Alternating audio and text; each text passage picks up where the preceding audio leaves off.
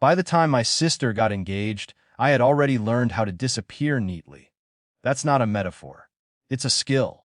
You learn it when asking for help turns into an argument about tone, when emergencies are reframed as personal failures, when attention is something rationed to whoever performs best. You learn to make your needs small, then quieter, then invisible. My sister never had to learn that. Her life unfolded with witnesses. The wedding was announced in a group email, venue photos attached, dates locked, budget casually mentioned the way weather is mentioned. $100,000. Not as a brag, as a fact. As if that number were simply what love cost. I read it on my phone in a hospital waiting room. 3 months earlier, I'd been in a car accident that didn't make the news and didn't make family plans shift. I broke my leg in 2 places. I lost my job while recovering. The landlord gave me 30 days and a look that said he'd already moved on. I told my parents, carefully, briefly, with the kind of emotional moderation you learn when volatility is punished. My mother said, "That's unfortunate." My father asked if I had looked into disability. They didn't come. They didn't send money. They didn't call again. I survived the way people do when survival isn't romantic. Friends rotated couches. A church I didn't attend covered 2 months of rent. A social worker helped me fill out forms I didn't know existed. I learned which grocery stores discounted produce at night and which pharmacies let you split payments without humiliation. I didn't tell my parents any of that. There was no point. Silence had already been negotiated.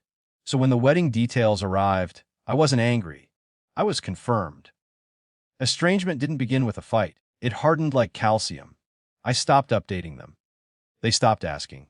Holidays passed without comment. My sister and I exchanged occasional messages, photos of centerpieces, dress fittings, menace. I replied with thumbs up emojis and the practiced neutrality of someone who has accepted their role. The wedding happened. It was beautiful by all accounts. There were speeches. There were tears.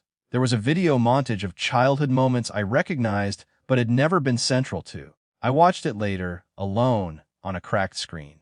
Then, 2 years after the accident, my parents showed up at my door.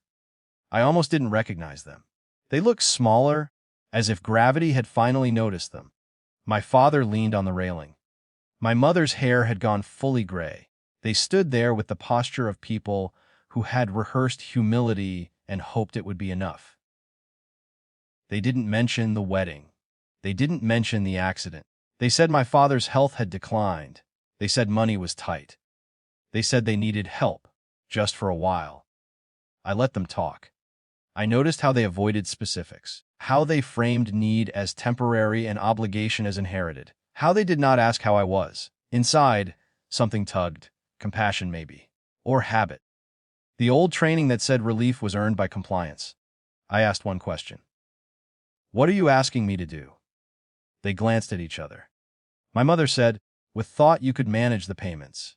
Maybe co-sign. You're good with paperwork." I nodded.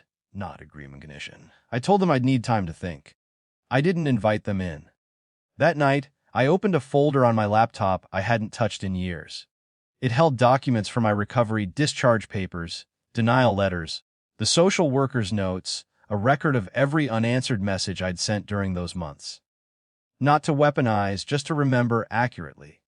I had prepared a long time ago, without knowing it. The final move wasn't dramatic. It didn't involve raised voices or ultimatums. It involved a lawyer I had already consulted when I rebuilt my credit and my life. It involved boundaries written in language that didn't bend under pressure. I invited my parents to a meeting. Neutral location, mediator present, no ambush. They arrived hopeful. That hurt more than anger would have. The mediator explained the structure before I said anything.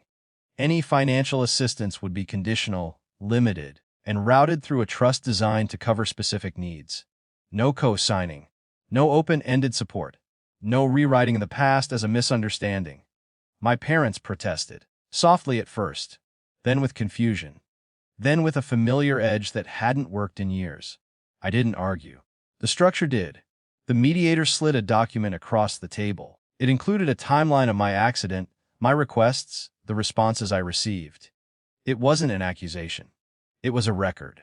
Authority entered the room without emotion. My mother cried. My father went very still. I offered what I could offer safely, help administered through systems, not sentiment.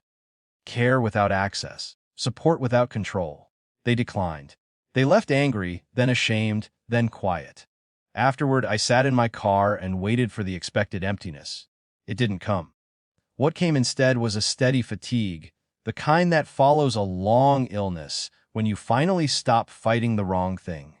I still think about them. I still wish circumstances had made them different. I still attend my sister's milestones from a distance, careful and kind. But I don't confuse proximity with care anymore. The final move they never saw coming wasn't punishment. It was preparedness. It cost me less than pretending ever did.